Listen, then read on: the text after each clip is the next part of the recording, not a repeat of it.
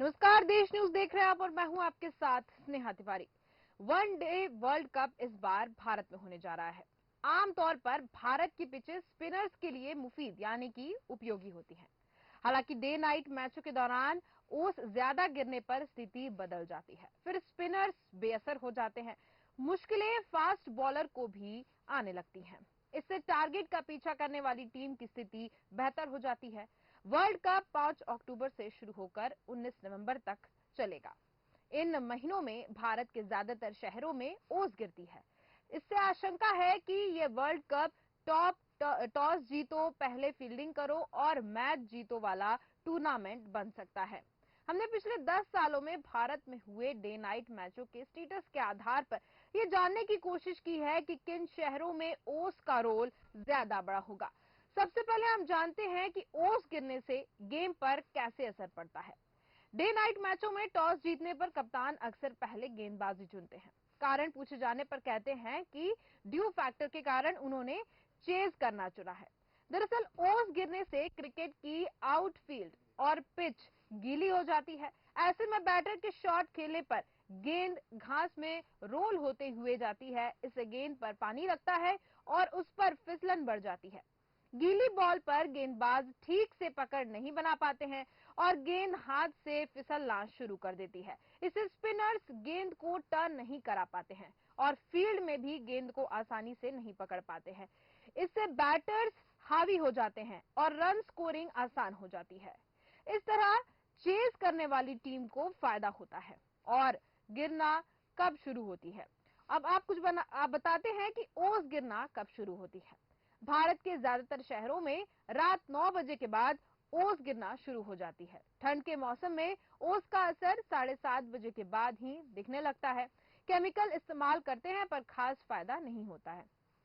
ओस का असर कम करने के लिए आईसीसी ने स्टेडियम में केमिकल का छिड़काव करने के निर्देश दिए हैं, लेकिन इन केमिकल का असर भारत में ओस पर ज्यादा नहीं पड़ता है और आईपीएल के दौरान भी एंटी ड्यू स्प्रे का इस्तेमाल किया जाता है, लेकिन तब भी ओस पर कुछ खास इफेक्ट नहीं होता है और चेज करने वाली टीमों को ज्यादा फायदा होता है। रवि अश्विन और कुछ पूर्व क्रिकेटर्स ने वर्ल्ड कप मैचों की टाइमिंग बदलने का सजेशन दिया था। अश्विन ने कहा था कि ड्यू फैक्टर कम करने के लिए वर्ल्ड कप मैच सुबह 11 से 12 बजे तक शुरू कर देने चाहिए, जिससे ओस आने से पहले ही मैच खत्म हो जाए और चेजिंग टीम को एक्स्ट्रा बेनिफिट ना मिले। माना जा रहा है कि इंटरनेशनल क्रिकेट काउंसिल आईसीसी और भारतीय क्रिकेट काउंसिल बोर्ड बीसीसीआई ने ब्रॉडकास्टर्स के दबाव में मैचों की टाइमिंग नहीं बदली है और ब्रॉडकास्टर्स प्राइम टाइम में खेलना जारी रखना चाहते हैं ताकि ज्यादा से ज्यादा लोग टीवी पर मैच देखें और उसे महंगे विज्ञापन मिले।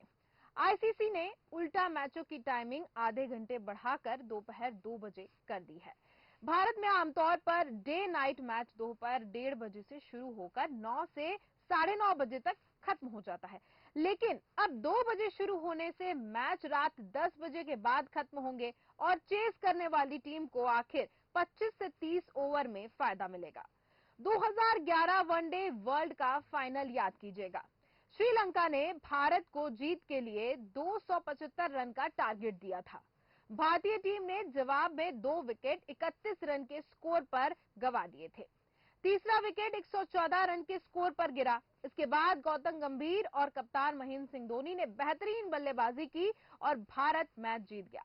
गंभीर और धोनी की मेहनत को ओस ने भी सपोर्ट किया था। भारत की आधी पारी बीतते बीतते ओस गिरने लगी थी। ओस के कारण पिछले 7 सालों में भारत को 3 अलग अलग टी20 वर्ल्ड कप में करारी हार भी झेलनी पड़ी थी। 2016 सेमीफाइनल में वेस्टइंडीज के खिलाफ 192 रन डिफेंड नहीं कर सके और 2016 के टी20 वर्ल्ड कप में भारत और वेस्टइंडीज के बीच मुंबई में सेमीफाइनल हुआ।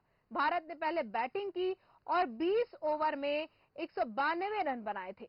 वेस्टइंडीज की पारी रात 9 बजे शुरू हुई, तब तक ओस आनी शुरू हो गई थी। जसप्रीत बुमराह, रवि अश्विन, रविंद्र जडेजा और आशीष नेहरा जैसे गेंदबाज भी गेंद पर पकड़ नहीं बना सके, जिस कारण से भारत 7 विकेट से मैच हार गया और फाइनल में नहीं पहुंच सका। 2021 पाकिस्तान ने 10 विकेट से वर्ल्ड कप मैच हराया था। 2021 में टी20 वर्ल्ड कप में भारत और पाकिस्तान के बीच ग्रुप स्टेज मैच दुबई में हुआ था। भारत ने पहले बैटिंग की और 7 विकेट पर 151 रन बनाए थे। पाकिस्तान पारी शुरू करने के दौरान ओस भी आ गई थी और जिस कारण पिच बैटिंग के लिए बहुत ही आसान हो गई थी। पाकिस्तानी ओपनर्स ने इसका फायदा उठाया और 18वें ओवर में ही अपनी टीम को भारत के खिलाफ किसी भी वर्ल्ड कप में पहली जीत दिला दी थी। 2022 सेमीफाइनल में इंग्लैंड ने एक तरफा हराया था। 2022 में टी20 वर्ल्ड कप में भारत और इंग्लैंड एडिलेड में मैदान पर सेमीफाइनल में भिड़े। भारत ने पहले बैटिंग करते हुए 6 विकेट पर 168 रन बनाए थे। इस बार फिर दूसरी पारी में ओस गिरी, पिच बैटिंग के लिए आसान हो गई और इंग्लैंड ने 169 रन का टारगेट 16 ओवर में ही हासिल कर लिया था। भारतीय गेंदबाज एक विकेट भी नहीं निकाल सके। अब जानते हैं कि इस बार वर्ल्ड कप में ओस कितना असर डालेगी। वर्ल्ड कप में 10 वेन्यू में से 6 में ओस ने पिछले 10 साल में बड़ा रोल प्ले किया है। ये वेन्यू मुंबई, अहमदाबाद, धर्मशाला, हैदराबाद, बेंगलुरु और कोलकाता है। ओस दिल्ली, लखनऊ और चेन्नई में भी गिरती है, लेकिन यहाँ की पिचें काफी धीमी है, लिहाजा ओस का असर कुछ हद तक न्यूट्रलाइज हो जाता है। पुणे में इन 10 सालों में ओस के नतीजे पर खास असर नहीं दिखा है। सभी 10 स्टेडियम के पिछले 10 साल वनडे और आईपीएल रिकॉर्ड से समझते हैं कि इस बार वहां ओस कितना असर डाल सकती है। अहमदाबाद में चेजिंग टीमों को मामूली बढ़त मिलेगी। नरेंद्र मोदी स्टेडियम में 2013 के बाद 4 डे नाइट वनडे खेले गए हैं। 2 बार पहले बैटिंग और 2 ही बार चेजिंग करने वाली टीमों को जीत मिली है। पिच वैसे तो बैटिंग फ्रेंडली है, लेकिन पिछले 2 साल में आईपीएल के दौरान चेस करने वाली टीमों ने 92% से ज्यादा मुकाबले जीते हैं। ओस के कारण यहां बाद में बैटिंग और फिर आसान हो जाती है। मुंबई का स्टेडियम चेस करने के लिए मशहूर है।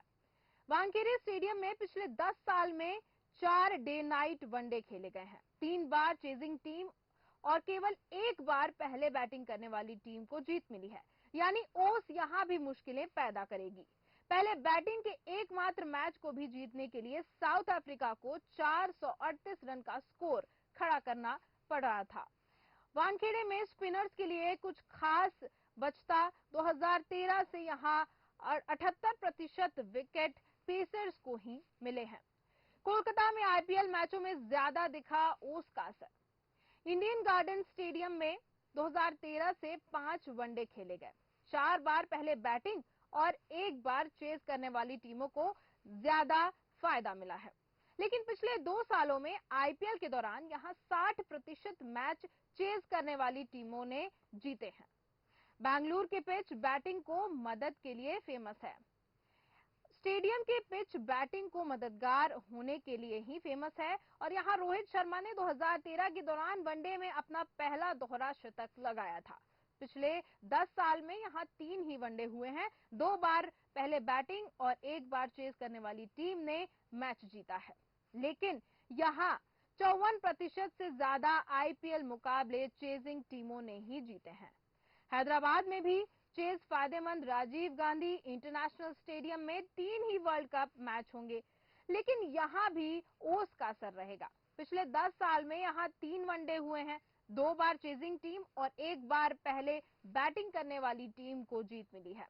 आईपीएल में 57% चेस करने वाली टीम ने ही ये मैच जीते हैं। न्यूजीलैंड पाकिस्तान के बीच वर्क ऑफ मैच में भी ओस का असर दिखा है, जहां कीवी टीम ने 346 का टारगेट 44 ओवर में ही हासिल कर लिया था। धर्मशाला में 2 ही डे नाइट वनडे होंगे और धर्मशाला में ओस का असर सबसे ज्यादा रहेगा, लेकिन यहां 5 में से 3 मैच सुबह 10 बजे ही शुरू हो जाएंगे, जिस कारण इन पर ओस का असर नहीं होगा, लेकिन 2 डे नाइट मैचों पर असर जरूर होगा। पिछले 10 साल में यहां 3 डे नाइट मैच हुए, जिसमें 2 मुकाबले चेजिंग टीम ने जीते और आईपीएल में भी 55% मुकाबले पहले बॉलिंग करने वाली टीमों ने ही जीते हैं। पुणे में पहले बैटिंग करना फायदेमंद होगा। एमसीए स्टेडियम में टीम टॉस जीतकर बैटिंग करना पसंद करेगी, क्योंकि यहाँ ओस के बाद भी पिच ज्यादा बदलती नहीं है। 2013 से 7 वनडे हुए हैं यहाँ पर, और 4 बार पहले बैटिंग और 3 बार चेजिंग टीम को जीत मिली है। आईपीएल में भी 55% मुकाबले पहले बैटिंग करने वाली टीम को ही जीत मिली है। चिपॉन्ग में स्पिनर्स का बोलबाला, ओस का असर कम होगा, यानी कि चेन्नई के चिपॉक स्टेडियम की पिच हमेशा से स्पिनर्स के लिए फायदेमंद रही है। यहाँ पिछले 10 साल में 4 वनडे हुए हैं, 3 बार पहले बैटिंग और महज 1 बार चेजिंग टीम को जीत मिली है। आईपीएल में भी 61 मुकाबले पहले बैटिंग करने वाली टीमों ने ही जीते हैं। लखनऊ में भी स्पिनर्स को मदद पहले मिलेगी, पहले बैटिंग करने वाले फायदेमंद। इनका स्टेडियम में पिच स्पिनर्स के लिए फायदेमंद है। यहाँ पिछले 10 साल में 4 वनडे हुए, जिसमें 50% विकेट स्पिनर्स को मिले हैं। 2 बार पहले बैटिंग और 2 बार ही चेजिंग टीमों को जीत मिली है। आईपीएल में भी यहाँ 67% मुकाबले पहले बैटिंग करने वाली टीमों ने ही जीते हैं। लखनऊ पहली बार किसी आईसीसी इवेंट की मेजबानी करेगा। यहाँ कुल 5 मैच होंगे। दिल्ली में ओस बहुत होगी, लेकिन मैच पर असर कम, क्योंकि अरुण जेटली स्टेडियम अपनी धीमी पिच और लो स्कोरिंग मुकाबले के लिए मशहूर है। दिल्ली में ओस तो बहुत ज्यादा गिरती है, लेकिन खेल पर इसका असर उतना ही कम होता है। पिछले 10 साल में यहाँ 5 मैच हुए हैं और 4 बार पहले बैटिंग करने वाली टीमों को ही जीत मिली है। तो यहाँ अब देखने वाली बात है कि वर्ल्ड कप में अपनी टीमें क्या प्रदर्शन दिखाती हैं। अब होने वाले वर्ल्ड कप मैच में ये साफ तौर पर नजर आ जाएगा कि ये जो स्टेडियम है वो अपना कैसा रूप दिखाते हैं, साथ ही साथ जो वर्ल्ड कप की टीमें हैं उनकी क्या तैयारी है, ये तो देखने वाला समय ही बताएगा। और सबसे बड़ी बात तो देखना ये होगा कि वर्ल्ड कप की टीम अपना कैसा प्रदर्शन करती है। फिलहाल के इस कार्यक्रम में सिर्फ इतना ही। देखते रहिए देश न्यूज। नमस्कार।